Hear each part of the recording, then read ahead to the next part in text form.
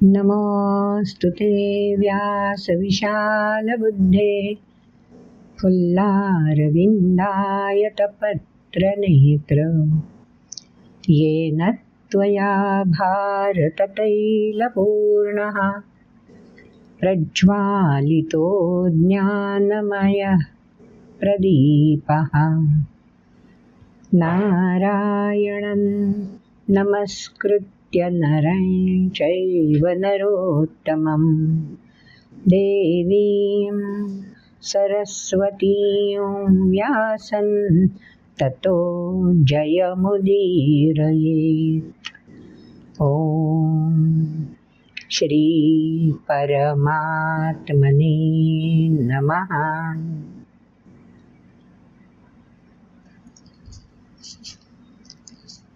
मागच्या व्हिडिओमध्ये आपण आपल्याच जीवनक्रमाचे 4 टप्पे लक्षात घेतले. बघा आधीच्या व्हिडिओजमध्ये आपण जीवनशैलीसाठी एक त्रिसूत्री फॉर्म्युला लक्षात घेतला. आज मागच्या व्हिडिओमध्ये आपण 4 टप्पे जीवनाचे जे आपण गाठू शकतो परमात्म्याची प्रचिती मिळवण्यासाठी, ते टप्पे आपण मागच्या व्हिडिओमध्ये लक्षात घेतले. त्याच्या आधीच्या व्हिडिओमध्ये आपण समाजरचनेचे 4 वर्ग कसे होतात, त्या व्यक्तीच्या गुणानुसार ती व्यक्तीसुद्धा 4 वर्ण रिप्रेझेंट करते आणि एकूण समाजसुद्धा असा 4 वर्णांमध्ये कर्माच्या प्रगतीनुसार कौशल्यानुसार समाज देखील 4 वर्ण रिप्रेझेंट करतो. तेही आपण समजून घेतलं. आता भगवंत स्वतःच हे 4 टप्पे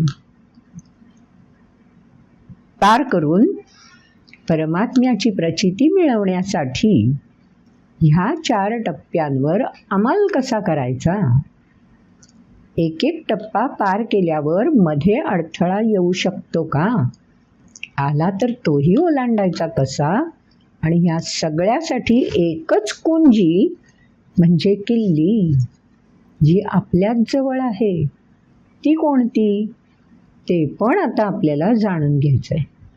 त्यासाठी हा जो 6वा अध्याय आहे ना, ज्या अध्यायाचं नावच मुळी आत्मसंयम योग. संयम शब्द आपल्या ओळखीचा आहे. हॅव पेशन्स आजकाल जो तो दुसऱ्याला सांगतो आणि स्वतः मात्र अधीर असतोच. तेव्हा संयम सहज साध्य गोष्ट नाही, पण असाध्यही मुळीच नाही. काही विशिष्ट वेळी आपण संयम अंगीकारतो, पण तो सातत्याने दरवेळी अंगीकारता यायला हवा. म्हणून हा आत्मसंयम योग अध्याय. मग या अध्यायामध्ये भगवंतांनी त्या 4 टप्प्यांच्या पल्याडची प्रचिती मिळवण्यासाठी कसं जायचं, त्या 4 टप्प्यांमध्ये अजून काही वेगळे भाग आहेत का, सबसेक्शन्स म्हणतो ना आपण, तसे काही आहेत का वगैरे सगळं छान आपल्याला उलगडून दाखवलं आहे. मग ते समजून घ्यायलाच हवं ना. आधी श्लोक ऐकले पाहिजेत आणि मग याविषयीचं निरूपण किंवा विवेचन स्पष्टीकरण आपण जाणून घेऊया. तेव्हा सुरुवातीला ऐकूयात श्लोक. ओम श्री परमात्मने नमः. अथ षष्ठोऽध्यायः श्रीभगवानुवाच अनाश्रितः कर्मफलं कार्यं कर्म करोति यः स सन्न्यासी च योगी च न निरग्निर्न चाक्रियः यं सन्न्यासमिति प्राहुर्योगं तं विद्धि पाण्डव नह्य सन्न्यस्तसङ्कल्पो योगी भवति कश्चन आरुरुक्षोर्मुनेर्योगं कर्म कारणमुच्यते योगारूढस्य तस्यैव शमः कारणमुच्यते यदा हिनेन्द्रियार्थेषु न कर्मस्वनुषज्जते सर्वसङ्कल्पसन्न्यासी योगारूढस्तदोच्यते उद्धरेदात्मनात्मानमात्मानमवसादयेत् आत्मैवह्यात्मनो बन्धुरात्मैव रिपुरात्मनः बन्धुरात्मात्मनस्तस्य येनात्मैवात्मना जितः अनात्मनस्तु शत्रुत्वे वर्तेतात्मैव शत्रुवत् जितात्मनः प्रशान्तस्य परमात्मा समाहितः शीतोष्णसुखदुःखेषु तथा मानापमानयोः ज्ञानविज्ञानतृप्तात्मा कूटस्थो विजितेन्द्रियः युक्त इत्युच्यते योगी समलोष्टाश्मकाञ्चनः सुहृन्मित्रार्युदासीनमध्यस्थद्वेष्यबन्धुषु साधुष्वपि च पापेषु समबुद्धिर्विशिष्यते योगी युञ्जीत सततमात्मानं रहसि स्थितः एकाकीयत चित्तात्मा निराशीरपरिग्रहः शुचौ देशे प्रतिष्ठाप्य स्थिरमासनमात्मनः नात्युच्छ्रितं नातिनीचं चैलाजिनकुशोत्तरं तत्रैकाग्रं मनः कृत्वा यतचित्तेन्द्रियक्रियः उपविश्यासने युञ्ज्याद्योगमात्मविशुद्धये. श्लोकांमध्ये आपण सुरुवातीलाच ऐकलं श्री भगवान वाच. 5वा अध्याय सुरू केला तो अर्जुनाने प्रश्न विचारून. पण ह्या 5व्या अध्यायामध्ये भगवंतांनी असं काही अर्जुनाला सांगून दिलं की हा मुनी शब्दापाशी येऊन तो अध्याय थांबून गेलाय. आणि मग पुढे सुहृद शब्दाचा उल्लेख आलाय शेवटच्या श्लोकात 5व्या अध्यायाच्या. मग मुनी आणि सुहृद यांच्यामधला जो भाग आहे ना, कारण सुहृद केव्हा बनतो? प्रचिती मिळते तेव्हा. मग मुनीकडून सुहृदपर्यंत पोहोचायचं असेल तर त्यासाठी आपल्याला घडत राहायचंय. मग सुरुवात कुठून करायची आहे? 5व्या अध्यायात सांगितलं योगीपासून. म्हणून 6व्या अध्यायाच्या सुरुवातीला भगवंतांनी योगीच पासून सुरुवात केली. आणि 5व्या अध्यायात अर्जुनाने प्रश्न विचारला, त्याच्यात संन्यासी शब्द वापरला. म्हणून योगी आणि संन्यासी यांच्यातलं तत्कालीन समाजामधले समज गैरसमज काय आहेत त्याचा आधार घेऊन भगवंतांनी ह्या योगी आणि संन्यासीचं आणखी खुलासेवार स्पष्टीकरण या श्लोकांमध्ये केलेलं आहे. मग तत्कालीन समाजात समज गैरसमज काय होते? पहिल्या 2 श्लोकात आपण ते ऐकले. अनाश्रित कर्मफलं कार्यं कर्म करोति यः. कार्यं कर्म दोन्ही शब्द आलेत. कर्म म्हणजेच कार्य नाही. कर्म म्हणजे आचरण जे आपण सदैव करत असतो. त्याच्यामध्ये कार्य म्हणजे दायित्व कर्तव्य असायलाच हवं असं मुळीच नाही. पण कार्य आणि कर्म दोन्हीही करताना एकच महत्त्वाचं लक्षात घ्यायचं आहे, अनाश्रित कर्मफलम. सुरुवातीलाच पहिल्याच 2 शब्दात सांगितलं आश्रित व्हायचं नाही. कशाचं? कर्मफलाचं. आश्रित झालं की मिंधेपण येतं ना. मिंधेपण म्हणजे परावलंबित्व. मग कर्मफळावरती अवलंबून असं काम होताच कामा नाही. साधं कामही असू नये आणि कर्तव्य दायित्वही असू नये की जे कर्मफळावर अवलंबून आहे. पहिल्या ओळीतच भगवंतांनी आपल्याला सावध केलं. आणि दुसऱ्या ओळीत काय सांगून दिलं? ससन्यासी च योगी च न निरग्निर्न चाक्रियः. 6 संन्यासी, 6 योगी. जो योगी तोच संन्यासी. केव्हा? अनाश्रित कर्मफलं कार्यं कर्म. हे ज्याला जमलं तो दोन्ही विशेषणं प्राप्त करून घेऊ शकतो. पण तत्कालीन समाजामध्ये संन्यासी होण्यासाठी किंवा असण्यासाठी जे विशेषण लावलं जायचं ते निरग्निही, निहिही, अग्निही असं विशेषण लावलं जायचं. म्हणजे काय? अग्नी म्हणजे आपण घरामध्ये जो अग्नी प्रज्वलित करतो, कर्म आचरतो, ते कर्म आचरणं म्हणजे अग्नीशी जोडलेलं राहणं. थोडक्यात गृहस्थ, घराशी जोडलेले, गृहकर्माशी सातत्याने निगडीत असणारे, ते अग्नीशी संबंधित. आणि निही अग्निही म्हणजे अग्नीशी संबंधित म्हणजे संसाराचा त्याग केलेले. थोडक्यात गमत बघा, आपण जेव्हा संसारामध्ये असतो तेव्हा अनेक बंधनं आपण स्वतःहून स्वीकारलेली असतात. आपण नातेसंबंधांनी बांधलेले असतो, आपण काही दायित्वांनी बांधलेले असतो. या सगळ्यापासून मुक्त व्हायचं असेल तर तत्कालीन समाजामध्ये अशी धारणा होती की गृहस्थी म्हणूनच सोडून द्या ना, निही. आणि मग गृहस्थीचा यज्ञ स्वरूप कर्म म्हणून मग अग्नीच नको, संबंधच नको, या संसार गुंतण्यामध्ये संबंध नको, चला त्यापासून दूर, म्हणजे संन्यासी असा समज तत्कालीन समाजामध्ये होता. पण स्वामी विवेकानंदांनी आपल्याला ससन्यासी सयोगी सिद्ध करून दाखवलं. एकच स्वामी विवेकानंद नाही, असे अनेक दाखले आपल्याला देता येतील की जे अग्नीशीही जोडलेले म्हणजे गृहस्थीशीही जोडलेले राहिलेत आणि संन्यासी पण आहेत. मग गृहस्थीशी जोडलेलं राहताना कसं जोडलेलं राहायचं आहे? योगी बनून. रहा जवळ लांबून जरा, तू जपून टाक पाऊल जरा. सुंदर गीत आहे बघा आपल्याकडे, एक नाट्यगीत आहे, जरूर ऐका, जुना आहे. सगळा मतीचा अर्थ त्याच्यात सांगून दिला आहे की असायचं तिथेच, पण कसं? अलिप्तपणे, जसा आत्मा आपल्या देहामध्येच असतो. पुढच्या श्लोकात आपण ऐकलं काय सांगून दिलं? यम संन्यासमिति प्राहुर योगंदं विद्धि पांडव. पांडव म्हणजे अर्जुनाला उद्देशून म्हटलंय, हा, पाची पांडवांना नाही. काय सांगून दिलं यावेळी? यम संन्यासम इति प्राहुः, ज्याला संन्यास असं म्हटलं जायचं त्यालाच योग असंही जाणं. दोन्ही अर्थ समानार्थी, दोन्ही शब्द समानार्थी आहेत.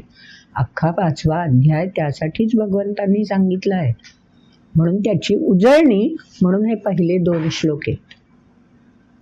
म्हणून पुन्हा एकदा अर्जुनाच्या मनावर भगवंतांनी ठसवलंय की जो योगी तोच संन्यासी. जी कर्म करतानाची योग स्थिती आहे तीच कर्म आचरतानाची संन्यास स्थिती आहे. म्हणजे आचरणातही योग आणि संन्यास एकच, आणि व्यावहारिकदृष्ट्या त्या व्यक्तीची विशेषणं पण योगी आणि संन्यासी एकच. आणि मग दुसऱ्या वेळीच सांगून दिलं, नैह संन्यस्त संकल्पो योगी भवति कश्चन. मी असंन्यस्त होण्याचा संकल्प केला म्हणजे मी योगी बनलो का? मी संसाराचा त्याग नाही करणार म्हणजे मी योगी झालो? नाही, तसंही नाही आहे. मग योगी आणि संन्यासी दोन्ही एकत्र मेळ कसा घालू शकतो? 5व्या अध्यायामध्ये जे 4 टप्पे सांगून दिलेले आहेत सुहृदपर्यंत पोहोचण्यासाठी, आठवतात ते 4 टप्पे? आपण उजळणी स्वरूप एकदा शब्द तर म्हणूया. पहिला टप्पा योगी, आत्ताही तो उल्लेख आलाच. योगी होण्यासाठी काय क्रायटेरिया सांगून दिले 5व्या अध्यायात? अंतःसुख, अंतराराम आणि अंतःज्योती, 3 क्रायटेरिया सांगून दिले. अंतःसुख म्हणजे जे स्वीकारलंय, जे करत आहोत त्याच्यामध्ये तृप्तता, आनंद लुटणं. अंतरारामः, जे करत आहोत, जे स्वीकारलेलं आहे त्याच्याशी तल्लीनता, तद्रूपता, एकाग्रता. आणि तिसरं सांगून दिलंय आत्मज्योती. आपलं वेगळेपण, आपलं कौशल्य त्यातून प्रकट झालं पाहिजे. ज्योती म्हणजे तेज आहे ना. जिथे तेज आहे तिथे नकळत व्यक्ती आकर्षिली जातेच ना.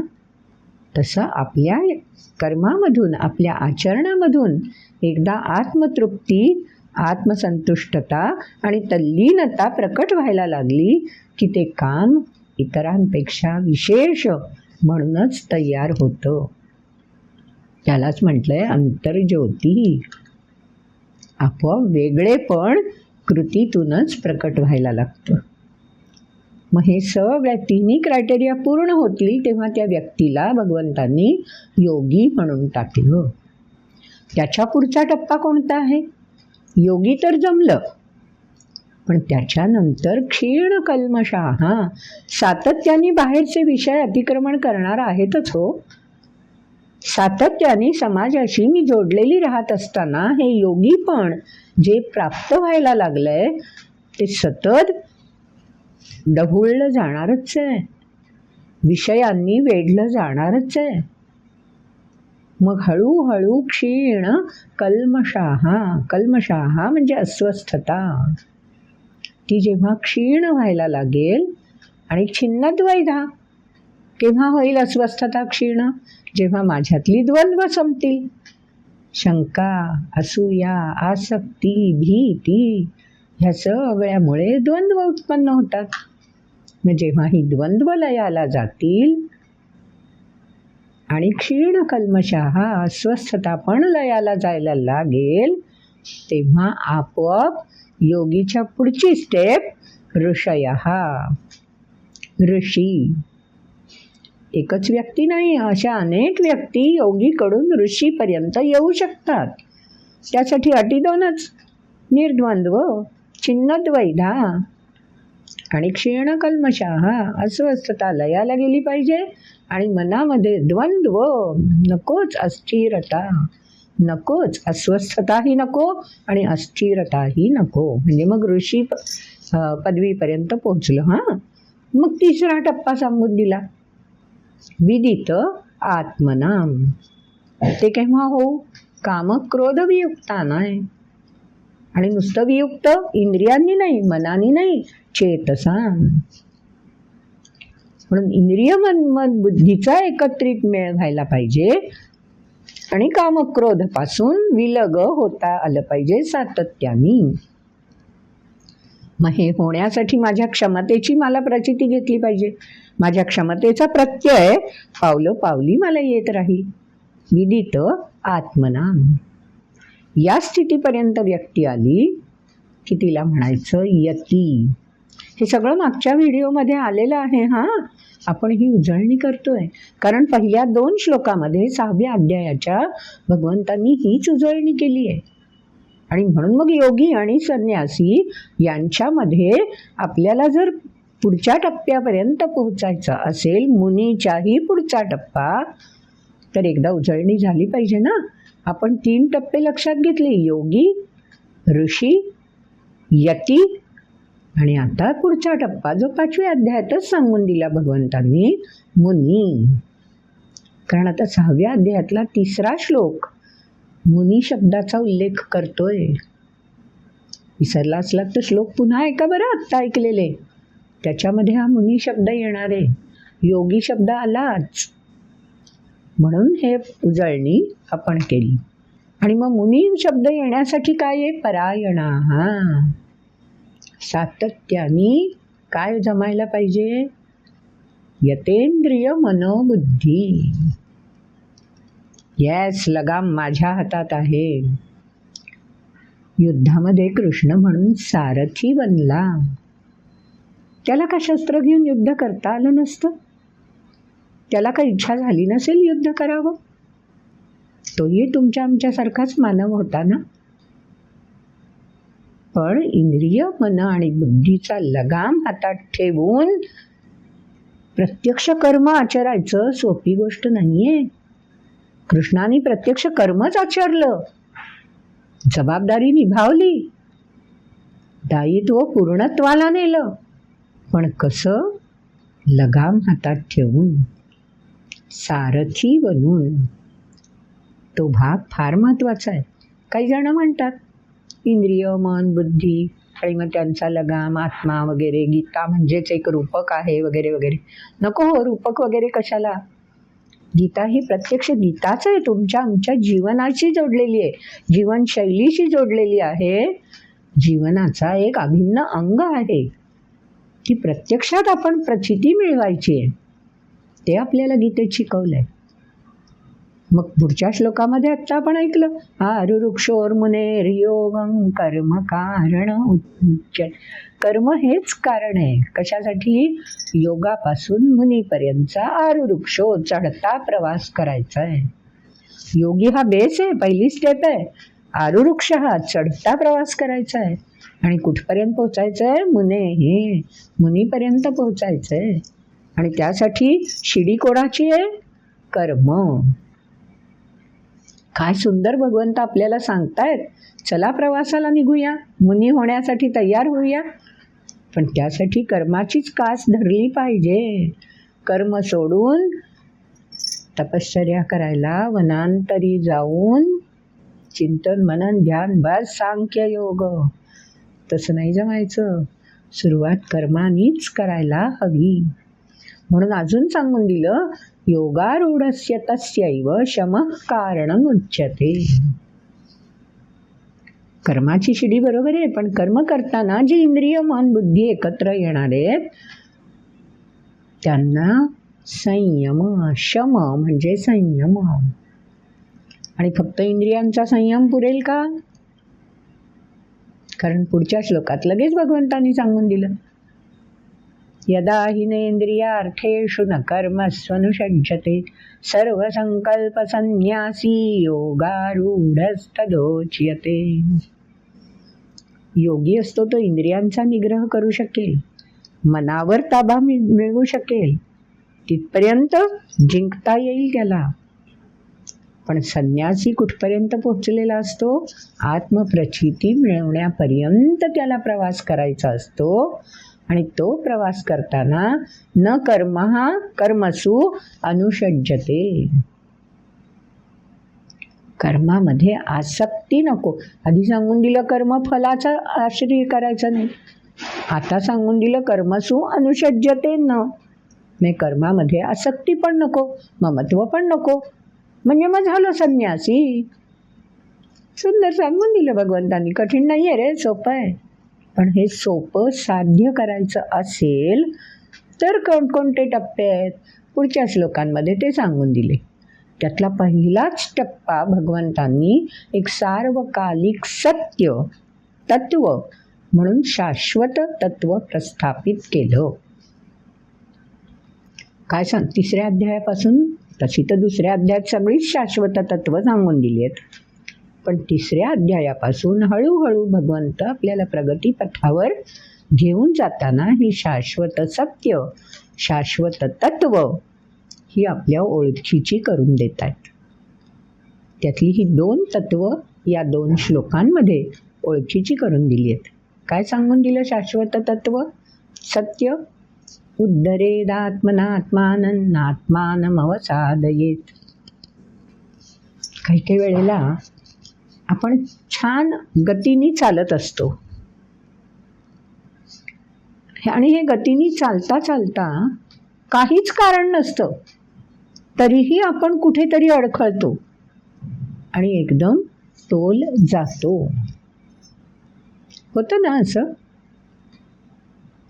मग असं करत असताना कदाचित आपण आपल्या मनोव्यापारांमध्ये दंग असू शकतो, काहीतरी वेगळेच विचार बुद्धीमध्ये घुसळण चालू असू शकतं, किंवा आपली दृष्टी अन्य कशावर तरी गेलेली असते, किंवा ध्वनी कुठले तरी स्पंदन, लहरी विचलित करणाऱ्या येऊन भिडत असतात. आणि यातलं काहीच नसेल तर अनवधानाने सुद्धा आपण धडपडू शकतो. म्हणून भगवंतांनी सांगून दिलं, न आत्मानं अवसादयेत. असं धडपडण्यासाठी दुसऱ्या कुणाला तरी जबाबदार धरायचंच नाही. दगड तिथे असेल, समजा दगडाला अडखळून मी पडले, तर दगड तर आधीपासून तिथेच होता. दगडाने नाही ना माझ्या पायावर येऊन काही घाला घातला, मीच दगडाला जाऊन धडकले ना. आत्मानं अवसादयेत. अनेक कारणं असू शकतात असं घडण्याची. म्हणून भगवंतांनी सांगून दिलं, स्वतःवरच लक्ष केंद्रित कर. कुठेतरी आपलीच गफलत झालेली असते आणि आपण मात्र कुणावर खापर फोडायचं, कुणाकडे दोष ढकलायचा, अशा तयारीत जेव्हा असतो आणि प्रत्यक्ष ते कारण शोधत राहतो, तेव्हा अवसाद येत. आपणच आपली अवनती करून घेतली. जी मी एक उच्च स्तरावर प्रगतीच्या दिशेने प्रवास करतेय, ती मी स्वतःच एक पायरी खाली उतरून आले, कारण मी दोष कुणावर तरी ढकलण्यासाठी पर्याय शोधायला सुरुवात केली. न आत्मानं अवसादयेत. असं कधीही घडू नये, होता उपयोगी नाही. शाश्वत सत्य भगवंतांनी सांगून दिलं. आठवून बघा आपल्या आयुष्यामध्ये कितीतरी गोष्टींच्या बाबतीत आपण अशा प्रकारे ढकलून देत असतो. अरे आपल्याकडे पण असतात ना. मग ते हल्ली सांगितलं जातं, एक बोट जेव्हा दुसऱ्याकडे दाखवू तेव्हा 4 बोटं स्वतःकडे, वगैरे वगैरे वगैरे. तत्वज्ञान, तत्वच आहे ते. पण ते आम्हाला इतरांना सांगताना जमतं. भगवंतांनी आत्मानं अवसादयेत न असं आपल्याला जागरूक केलं. हा फरक, आपण बोलत असलेली तत्व, आपण इतरांना समजावत असलेलं ज्ञान आपल्या दृष्टीने आणि गीतेतलं ज्ञान याच्यामध्ये आहे. भगवंत दुसऱ्यांना नाही उपदेश करत आहेत, अर्जुनाला नाही सांगत आहेत, तुम्हा आम्हा सर्वांना सांगून देत आहेत, उद्धरेद आत्मना आत्मानं. अरे प्रगतीपथावर जायचं असेल ना, तरी आत्मना तुझ्याकडची क्षमता जाणून घे, त्या क्षमतेची कास धर आणि चल पुढे. बाहेरून कोणी बोट धरायला येईल आणि तुला पुढे नेईल, नकोच ना. कारण बाहेरून बोट धरलेला कधी बोट सोडून देईल, कोणत्याही कारणामुळे असू शकतं. पण बोट धरलेलं सुटू शकतं, पण क्षमतेवरचा विश्वास तुटू शकत नाही जर आपण न आत्मानं अवसादयेत राहिलो तर. तेव्हा जर विश्वास ठेवायचाच असेल तर उद्धरेद आत्मना आत्मानं न आत्मानं अवसादयेत. आणि पुढच्या ओळीत आणखी सांगून दिलं, आत्मैव हि आत्मना बंधो आत्मैव हि रिपुः आत्मनः. आपण दुसऱ्याला फटाफट, तो ना अगदी काळजातला आहे रे माझा मित्र, आणि मग एखाद दिवशी दगा दिला की अरे मी ज्याला मित्र वगैरे वगैरे, योग्यच तो शत्रू. म्हणजे लेबल लावणारे कोण असतो? आपण. म्हणजे मग मित्र पण कोण? आपणच आपले. शत्रू पण कोण? आपणच आपले. जेव्हा असं आपण लेबलिंग इतरांकडे ढकलायला लागू, तेव्हा आपण आपलं शत्रुत्व, आपल्या क्षमतेवरचा विश्वास तुटला. आणि जेव्हा क्षमतेवरचा विश्वास ठेवून होऊ शकते चूक भूल, मला सावरता येईल, तेव्हा मी माझा बंधू. ताकद से बोले ना, ताकदीने ताकद वाढते. चल करूया, एवढं नुसतं कोणीतरी आपल्याला म्हटलं, तो चल करूया आवाज हा दुसऱ्या बाहेरच्या व्यक्तीचा गरजच नाहीये. आपलाच आत्मा, आपलंच चैतन्य आपल्याला ऊर्जा पुरवत असतं करण्यासाठी. तेच आपल्याला संकेत देत असतं, चल करूया, होईल, जमेल, का नाही जमणार, ठेव स्वतःवर विश्वास. अनेक उदाहरणं आपल्या आजूबाजूला अशी मिळतील. त्यासाठी पुढच्या वेळी सांगून दिलं, मंदुरात्मा आत्मनस्तस्य येनात्मैव आत्मना जितः. आपल्यातलं चैतन्य, आपल्यातली क्षमता आपला मित्रच बनते, बंधू बनते. पण केव्हा? जेव्हा मी इंद्रिय मन बुद्धीला कह्यात ठेवीन. ताब्यात ठेवीन. शमहा संयमित करायला शिकेन. किंवा व्यक्ती कोणीही अशा प्रकारे जेव्हा आचरणातून प्रकट होईल संयमितपणे, तेव्हा पुढच्या ओळीत सांगून दिलं, अनात्मनस्तु शत्रुत्वे वर्तेत आत्मैव शत्रुवत. मनच शत्रू होऊ शकतं. वर्तेत आत्मा एव शत्रुवत. माझी सूक्ष्मता माझ्याशी शत्रुवत वागते जर मी कच खाल्ली तर. त्यामुळे कच खायची नाही आहे, माघार घ्यायची नाही आहे, पण अति उत्साहाने, पण वेडात मराठे नकोय. प्रतापराव गुर्जरांची ती कथा आहे ना, चूक घडली त्यांच्या हातून, ती चूक निस्तरण्यासाठी संयमित होऊन कृती करायची. त्याऐवजी सरसेनापती असूनही आपली चूक निस्तरण्यासाठी ते 7 वीरांनाच घेऊन जाऊन धडकले शत्रूवर, की जिथे आपला निभाव नाही लागणार आहे कळतंय, पण संयमित नाही राहू शकले. खूप सारी उदाहरणं आहेत. इतिहास त्यासाठी अभ्यासायचा. गीता म्हणजे इतिहासच आहे, संपूर्ण महाभारत इतिहास आहे. अशी अनेक उदाहरणं त्या महाभारतामध्ये प्रत्यक्ष इतिहास म्हणून आपल्याला सामोरी आलेली आहेत, की जी आणि जशी उदाहरणं आजही आपल्याला प्रत्ययाला येतात.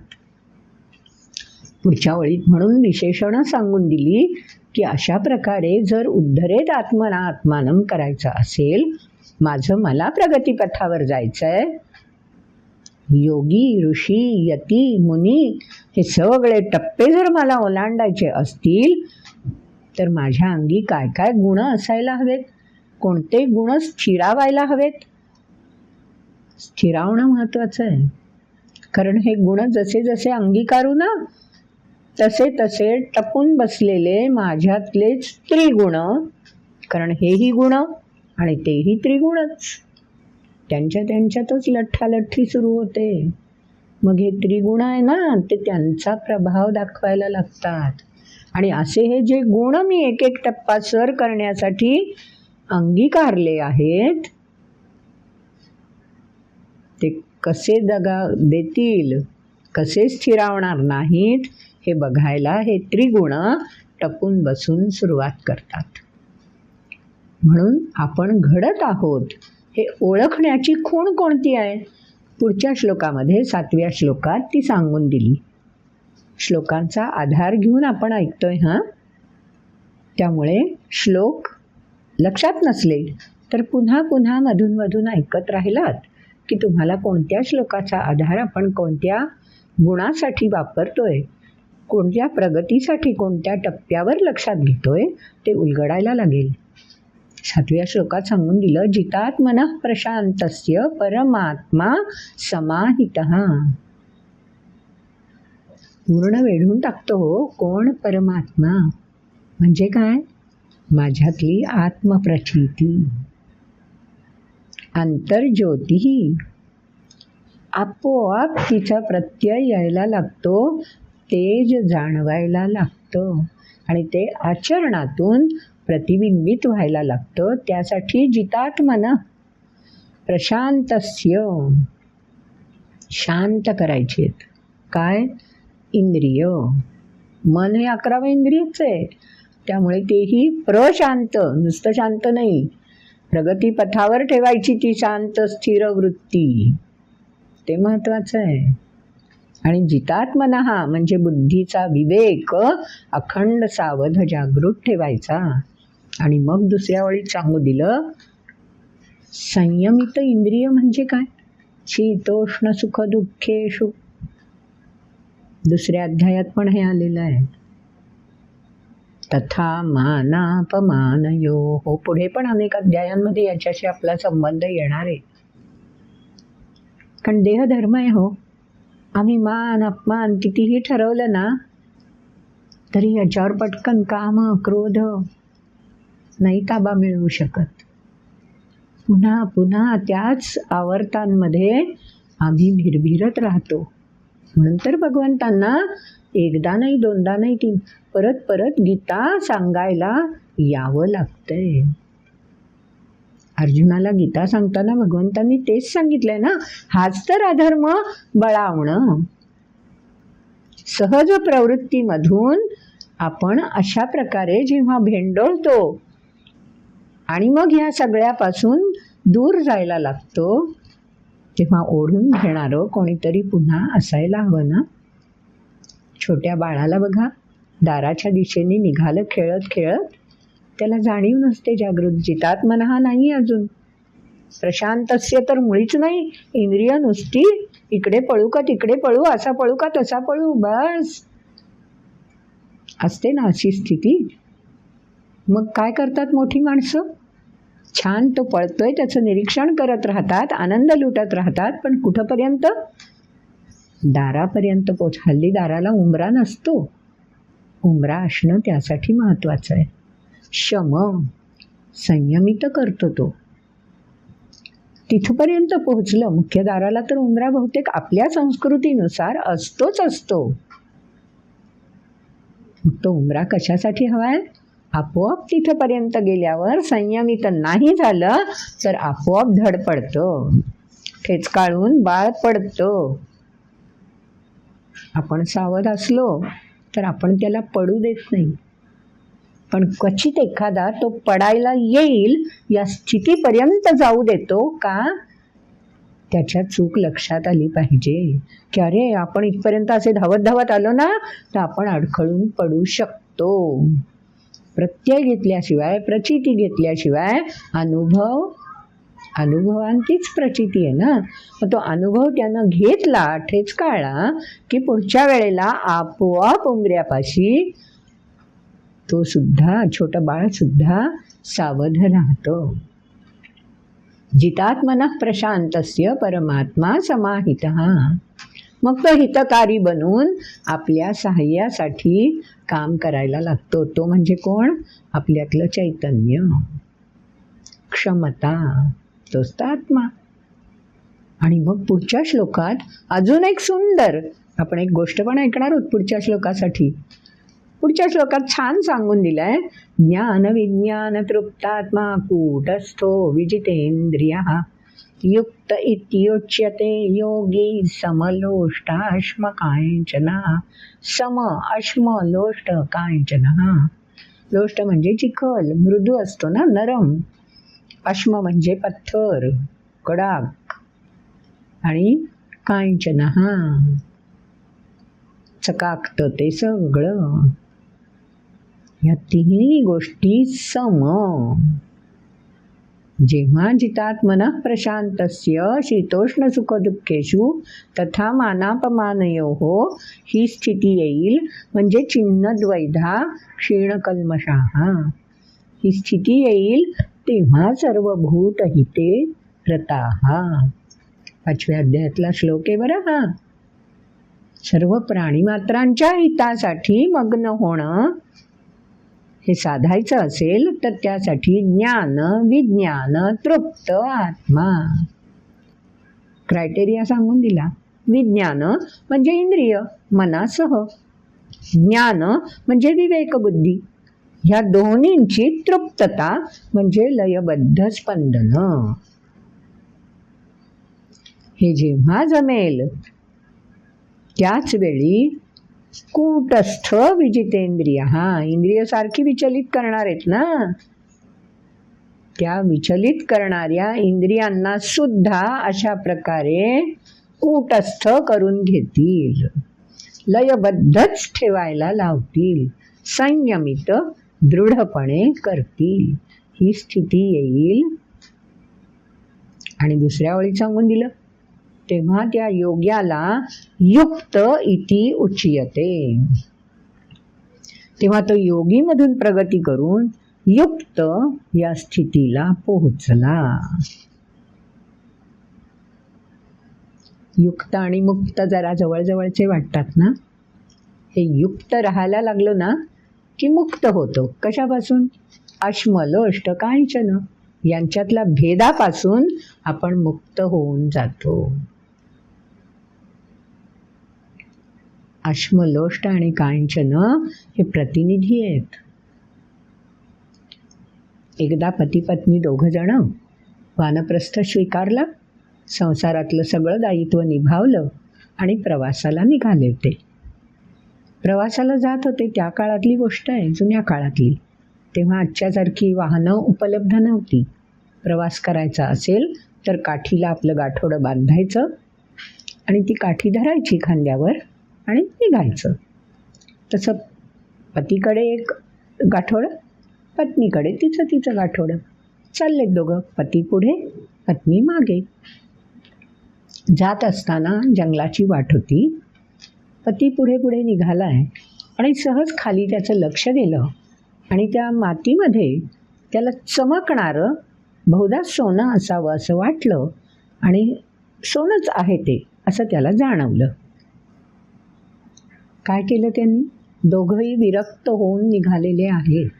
सगळं दायित्व संपवून शरीर यात्रा करण्यासाठी, तीर्थयात्रा, मुक्त होऊन आनंद लुटण्यासाठी निघालेले आहेत. अशा वेळी पतीला असं वाटलं की हे कांचन पाहून पत्नीला पुन्हा तर मोह नाही ना व्हायचा. ती उचलायला तर नाही ना जाणार तो सोन्याचा तुकडा जो काय पडलाय तो. म्हणून त्यांनी काय केलं? पायानीच त्या सोन्याच्या तुकड्यावर माती ढकलली आणि मग पुढे गेला. पत्नी आली मागून. तिने हे सगळं पाहिलं होतं. तिने येऊन ती माती बाजूला केली, तो तुकडा हातात उचलला. पतीला वाटलं माझी शंका बरोबर ठरली, तिला तो मोह पडलाच आहे. ती जवळ आली पतीच्या आणि म्हणाली, अहो या तुकड्यासाठी तुम्ही मला अविश्वास व्यक्त केलात माझ्यावर? मला याचा मोह का होईल? आपण विरक्त होऊन बाहेर पडलो आहोत ना. म्हणजे पतीचा विश्वास पत्नीवर स्वतः इतकाच असणं फार गरजेचं आहे. पत्नीचाही पतीवर असणं गरजेचं आहे. म्हणून तिने ते उचललं. ती ते ओलांडून पुढे जाऊ शकत होती. काहीच गरज नव्हती ते उचलून दाखवून बोलण्याची किंवा सांगण्याची. गोष्टीचं तात्पर्य काय आहे? एकदा समाहितः एकत्रितपणे प्रवास सुरू केला की सुहृद यालाच म्हणायचं. 5व्या अध्यायात शेवटच्या ओळीत शब्द आहे ना, हा जो दृढ विश्व कूटस्थ यालाच म्हणायचं कूटस्थ. पत्नीने तो उचलून दाखवला. अहो हा तुकडा आणि त्याच्यावर तुम्ही ढकललेली माती, दोन्हीमध्ये फरकच काय आहे? हा तुकडा ना माझं पोट भरणार आहे, नाही माती माझं पोट भरणार आहे.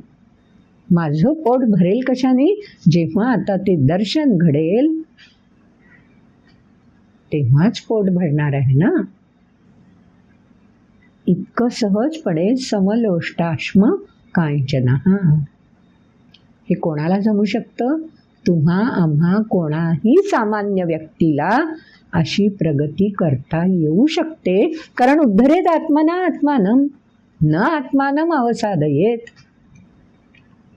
किती छान आपल्याला थोडक्यामध्ये भगवंतांनी सगळं शाश्वत सत्य तत्व उलगडून दाखवलंय. तत्व म्हणजे काय असा प्रश्नच आता पडायची गरज नाही.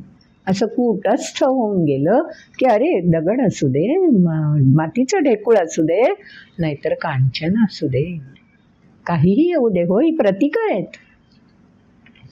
अजून पुढच्या श्लोकात सांगून दिलं, हे जसं निसर्गातल्या वस्तूंविषयी आहे ना, तसंच सुहृन्मित्रार्युदासीन मध्यस्थ द्वेष बंधुषु साधुष्वपि च पापेषु समबुद्धिर्विशेष्यते. हे जसं निसर्गातल्या वस्तूंविषयी पती पत्नींचा संवाद घडला, तसं समाजात सर्व भूतहिते रतः आहे ना, ते ऋषीचं लक्षण आहे. मग अशा प्रकारे जेव्हा मला समाजामध्ये वावरायचंय, समाजामध्येच हितकर कर्म करायचं आहे, आपलं आचरण प्रस्थापित करायचं आहे, मग त्यासाठी मला काय केलं पाहिजे? सुहृद, मित्र, उदासीन म्हणजे तटस्थता, सगळे सम हो. कूट असतं. जो मी तेच ते सगळ्या संतांना हे साधलं होतं. संत एकनाथांची गोष्ट माहिती आहे ना. अहो, कितीही वेळा ती व्यक्ती येऊन अंगावर थुंकली तरी त्या व्यक्तीचा राग नाही. नाथांना कधीच कोणाचा राग नाही आलेला. नाथांचं चरित्र, एकनाथांचं चरित्र त्यासाठी वाचायलाच हवं. सोपी गोष्ट नाहीये. सुहृद मित्रा उदासीन मध्यस्थ द्वेष बंधुषु. तिराहिताबद्दलही नको आणि बंधूबद्दलही नको, सुहृदबद्दल नको, मित्राबद्दल नको, साधुषु अपिच पापेषु. अस्वस्थ असणारं कुणीही असू दे किंवा जे योग्य मार्गाला वाट चालतायत सोबत येऊन त्यांच्यापैकी कुणीही असू दे, सांगून दिलं समबुद्धीर विशिष्यते. हे योगी, ऋषी, यती, मुनी ह्या सगळ्या टप्प्यांमध्ये जर वेगळेपण दाखवायचं असेल, सिद्ध करायचं असेल, तर समाजामध्ये राहूनच ते सिद्ध करता येतं. कारण समाजामध्येच ह्या सर्व वृत्ती प्रवृत्तींच्या व्यक्ती आपल्याला भिडत असतात. नुसत्या सहवासात नाही, भिडत असतात, आपली परीक्षा घेत असतात. आपल्याला सिद्ध करण्यासाठी हे एक एक प्रसंग सामोरे येत असतात आणि त्यातूनच तर आपल्याला सिद्ध व्हायचं असतं. म्हणजे मग समबुद्धी विशिष्यते. तपासणार कशी समबुद्धी? समलोष्टाश्म कांचनहा म्हणणं वेगळं आणि आचरणातून सिद्ध होणं वेगळं. ते तपासून घेता आलं पाहिजे. तिथपर्यंत आपल्याला पोहोचता आलं पाहिजे. म्हणजे मग विशिष्यते. ठेविले अनंते तैसेची राहावे, चित्ती असो द्यावे समाधान. म्हणून ठेविले अनंते तैसेची राहावे. मी जाग्यावर बसेन आणि मग मला हे येऊ दे, ते येऊ दे, ते येऊ दे अशा अपेक्षा ठेवेन तर समाधान राहील का चित्तामध्ये? समाधान राहायला हवं असेल तर ठेविले अनंते म्हणजे जे सामोरं आलंय त्याचा स्वीकार करायचा आहे. हे काय सहजासहजी जमेल का हो? हा टप्पा गाठता येईल? कठीणच आहे ना.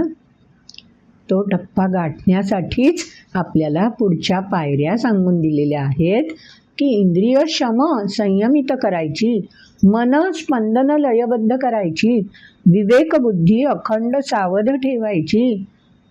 किती हो कठीण आहे हे. पण हे सहज होऊ शकतं. त्यासाठी स्वतःला कसं घडवायचं? कारण देणग्या त्यांनीच दिल्या आहेत ना. मग घडवण्याची रीत सुद्धा त्यानंच सांगून दिली गीतेच्या माध्यमातून. योगी युञ्जीत सतत महात्मानं रहसि स्थितः एकाकीयत चित्तात्मा निराशीर परिग्रह. परिग्रह नको, संचय करायचाच नाही.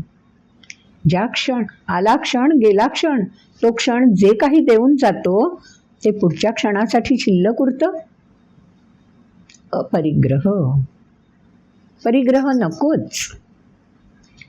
एकाकी रहसी स्थितः. स्थितः स्थिर व्हायचं. एकाकी म्हणजे जंगलात जायची जरूर नाही. समाजात राहूनही मी जेव्हा ममत्व, अहंकार, फलाशा या सगळ्यापासून अलिप्त होईन तेव्हा एकाकी बनलोच की. मग सर्व भूतहिते रतः आपोआप शक्य होईल. आणि युञ्जीत म्हणजे जोडलेलं राहायचं कोणी योग्यानी. आणि योगी कोणाला म्हणायचं? मागच्या व्हिडिओमध्ये आपण लक्षात घेतला, आत्ताही उजळणी स्वरूप लक्षात घेतलं. पुन्हा एकदा वाचून ऐकून बघा, सापडेलच. मागच्या यातलं बघा, यातलं नाही तर श्लोक वाचून बघा, तरीही लक्षात येईलच. तेव्हा योग्यानी अशा पद्धतीने प्रगती करण्यासाठी एकाकी रहसी स्थितः. निराशी हा पण 4थ्या अध्यायात आपण अर्थ लक्षात घेतला आहे, 3ऱ्या अध्यायात लक्षात घेतला आहे. पुन्हा पुन्हा नकोच त्याची सारखी उजळणी. वाटलं तर पुन्हा मागचे व्हिडिओ ऐकूच शकता तुम्ही. पुढे अजून मग काय सांगून दिलं भगवंतांनी? पुढे सांगून दिलं, हे असं जर का आपल्याला निराशीर परिग्रह शुचौ देशे प्रतिष्ठाप्य स्थिरम आसनम आत्मनः. बैठक करावी लागते हो दृढ. त्याशिवाय नाही जमत. पावलाला काय भिंगरी लागली आहे का असं म्हटलं जातं ना. स्थिरता येण्यासाठी, लयबद्धता येण्यासाठी बादलीतलं पाणी जर का सतत हलत असेल तर आपण काय म्हणतो, ते पाणी थोडं स्थिर होऊ दे. मग त्या बादलीला बाहेरून पण धक्का लागलेला चालत नाही. बरोबर ना. त्या पाण्याला सुद्धा वावटळ आली आहे आणि तो वारा स्पर्शून गेलाय. तसंही लयबद्धता टिकत नाही. म्हणून मग काय करायचं, शुचौ देशे. शुचौ म्हणजे देश म्हणजे स्थान. असं एखादं ठिकाण शोधायचं की जे ठिकाण शुचौ, सुस्थिर राहण्यासाठी योग्य आहे. प्रतिष्ठाप्य, आपणच आपल्याला स्थिर करायचं. म्हणजे माझं मन जर लयबद्ध स्पंदनांनी युक्त बनलं तर तिथे मी स्वाभाविकपणे स्थिरता रुजवू शकते. आसनम आत्मनः, क्षमतेशी चिकटून राहायचं. आसनम, स्थिर व्हायचं. मग ही बाह्य स्थिती पण दिसली पाहिजे. म्हणून मग मी काय केलं पाहिजे, आपण काय करतो, आपल्या सनातन संस्कृतीमध्ये दिवसभरातला थोडा वेळ का होईना प्रत्येकाने असा काढावा म्हणून सांगितलं जातं. मग ते तुम्ही एकत्र असताना करा किंवा वैयक्तिक स्तरावर असताना करा, समाजात मिसळलेले असताना करा, प्रवासात असताना करू शकता किंवा शांत स्थिर बसलेले असतानाही करू शकता. आमच्याकडे कोणतंही बंधन नाही. अशा एका ठराविक ठिकाणीच तुम्ही जरूर जावं, त्याचा प्रभाव वेगळा असतो. मंदिरात जाऊन केलेला आणि स्थिरता मिळवलेली त्याचा प्रत्यय आपण घ्यावा. पण आपलं घर हे सुद्धा मंदिरच आहे हो. आम्ही आमच्या वास्तूला सुद्धा आमच्या संस्कृतीमध्ये मंदिराचा दर्जा दिलेला आहे. आणि त्यामुळे माझ्या घरी सुद्धा असं एखाद्या ठिकाणी मी आसन मांडून स्थिर बसू शकते. मग मी सोवळं नेसायला हवं का, मग मी शाल पांघरावी का, मग मी कपडे कोणते घालायला हवे, सगळे बारकाईचे प्रश्न जोपर्यंत आपण अंतस्वरूपात लीन होत नाही तोपर्यंत हे प्रश्न पडू शकतात. आपण सामान्य व्यक्ती आहोत हो, म्हणून भगवंतांनी ती पण काळजी घेऊन टाकली. सांगून दिलं, शुचौ देशे प्रतिष्ठाप्य स्थिरमासनमात्मनः नात्युच्छ्रितं नातिनीचय. अशा ठिकाणी बस. घरात असशील, मंदिरात असशील, जिथे कुठे तू असशील त्या ठिकाणी अशी जागा निवड की जी फार उंचावर नाही आहे. फार उंच बसलो तर पडण्याची सतत भीतीच मनात राहील. ओढलं तर नाही ना जाणार आपण खालून, धडपडणार तर नाही ना. म्हणून नात्युच्छ्रितन, नाती नीच आहे. अति नीच पण नको. खड्ड्यात खोलवर जाऊन बसायची गरज नाही आहे, कारण तिथे श्वास पुरेल की नाही ती जास्ती. म्हणून नाती नीच आहे, नात्युच्छ्रितन. अति उंच नको, अति खोलात पण नको. म्हणजे काय, अति खोलात नको म्हणजे समाजापासून असंही इतकं अलग होऊन जाऊ नये की आपण आपल्याला तपासूच शकणार नाही. तेव्हा सर्वांमध्ये राहूनही सर्वांपासून वेगळा. सुंदर गाणी येतो आपल्याकडे. रचना फार कवींनी सुंदर केलेल्या आहे आणि त्याला सुंदर चाली लावून आपल्यामध्ये गुणगुणता याव्यात अशा सादर पण केलेल्या आहेत. रंग माझा वेगळा. आणखीन काय सांगून दिलं, चैलाजिन कुशोत्तरम. बसायला आसन कोणतं हवंय, रेशमी हवंय का, एखादी गादी घ्यायची का, काय घ्यायचंय, रजाई वगैरे अंथरायला हवी आहे का, कसा का. चैल म्हणजे धूत वस्त्र परिधान करा. सचैल स्नान म्हणतो ना आपण. चैल म्हणजे वस्त्र.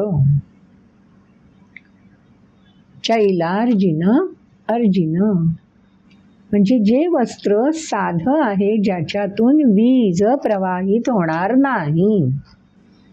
असं कोणतंही कुश नावाचं गवत असतं. आपल्याला माहिती आहे ना आज विज्ञानाने की अर्थिंग जोडलं जातं बघा. घरामध्ये सगळं विद्युतीकरण करतात, सगळीकडे वायर फिरवलेल्या असतात, त्यातून वीज खेळवली जाते पण ह्या सगळ्याला अर्थिंग दिलं जातं मुख्य पृथ्वीशी सगळी, कारण पृथ्वीचं झिरो धरलं जातं ना, विद्युत बल जे आहे ते झिरो धरलं जातं. त्यामुळे सगळं नलिफाय व्हायला हवं असेल तर अर्थिंग महत्त्वाचं आहे. म्हणून आपण थेट अर्थिंगशी नाही जोडायचं आहे, कारण आपलं चैतन्य आपल्यामध्ये फिरत राहिलं पाहिजे. चैतन्याची प्रचिती मिळवायची आहे. ती जर धरतीकडे संक्रमित होऊन गेली तर प्रचिती आपल्याला कशी मिळेल? म्हणून मध्ये कुश, म्हणजे असं आसन असायला हो, ते लोकरीचं असू दे, कशाचंही असू दे, घोंगडी घाला हो, काहीही आसन घातलं तरीही चालू शकेल. आणि दुसरं, विज्ञानाच्या दृष्टीने व्यावहारिकदृष्ट्या पाहिलं तर किडमेकोळे नाही येणार, बरोबर की नाही? म्हणून आसन घालायचं आहे आणि मग बसायचं आहे. तर हे सांगून दिलं. शुचौदेशे प्रतिष्ठाप्य स्थिरमासनमात्मनः नात्युच्छ्रितं नातिनीचे चैलाजिन कुशोत्तरम. तिथं बसून करायचं काय? असंच बसून राहायचं का? तत्रैकाग्रं मनः कृत्वा यतचित्तेन्द्रियक्रिया. सगळ्या क्रिया चित्ताने अवरोध करायच्या. मग मला भूक नाही, मग मला तहान नाही, मग मला आवडीचं दृश्य नाही, मग माझ्या मनामध्ये काल पाहिलेलं काही आठवणार नाही, काल ऐकलेलं काही आठवता कामा नाही. द्वंद्व कोणत्याही प्रकारचं नको. एकाग्र. यत म्हणजे जिंकून घ्यायच्या. काय? चित्तेंद्रिय क्रिया. चित्तानी, स्वबळानी, सामर्थ्यानी इंद्रियांच्या क्रिया रोखून धरायच्या. किती सुंदर आपल्याला प्रगती करायला भगवंत घेऊन जात आहेत. अजून पुढे सांगून दिलंय बसण्याची स्थिती कशी असावी. ज्ञानेश्वरीमध्ये हा अध्याय अप्रतिम ज्ञानदेवांनी आपल्या प्राकृत भाषेत लिहिलाय. पार कुंडलिनी जागृतीपर्यंत या अध्यायात ज्ञानदेव आपल्याला घेऊन गेलेले आहेत. मग ही कुंडलिनी जागृतीची प्रचिती मिळवायची असेल तर पुढे अजून सांगून दिलं भगवंतांनी. गीतेमध्ये जे 6 श्लोकात सांगून दिलं ते ज्ञानदेवांनी इतका त्याचा विस्तार केलाय, कारण स्वतःच अनुभूती मिळवली ती हो. आणि ते अनुभूतीतून आलेले अनुभवाचे बोल ज्ञानदेवांनी 6व्या अध्यायात तुमच्या आमच्या सामान्य माणसांसमोर सुंदर गोड भाषेत माझा मराठाची कौतुके सुंदर प्राकृत भाषेत मांडून दिलेले आहेत. मुद्दाम केव्हा तरी बाकीची ज्ञानेश्वरी वाचा, नाही तर नका वाचू, वेळ जमेल तसं, पण हा 6वा अध्याय तरी निदान आत्मसंयम योग जरूर ज्ञानदेवांच्या रसाळ वाणीतून कसा आलेला आहे तो जरूर वाचून त्याचा प्रत्यय घ्यायचा आहे. तर मग ज्ञानेश्वरीतला 6वा अध्याय आपल्याला वाचायचा आहे, म्हणजे वेळ घ्यायला हवा ना. पुढचा व्हिडिओ आपल्याला मिळेपर्यंत ज्ञानेश्वरीतला अध्याय वाचायचा जरूर प्रयत्न करूया. आजचा भाग इथेच थांबूया. आवडला असेल व्हिडिओ तर जरूर लाईक करा. आपल्या आप्तेष्टां मित्रमैत्रिणींपर्यंत शेअर पण करालच. आणि हो, अजून सबस्क्राईब केला नसलात ना तर सबस्क्राईब जरूर करा. आणि बेल आयकॉन प्रेस केलात, क्लिक केलं त्याच्यावर की आपल्याला नोटिफिकेशन्स येत राहील. पुढचे व्हिडिओ आपल्याला आपोआप मिळत राहतील. भेटूया पुढच्या व्हिडिओमध्ये. तोपर्यंत अध्याय वाचायचा प्रयत्न करा. नमस्ते.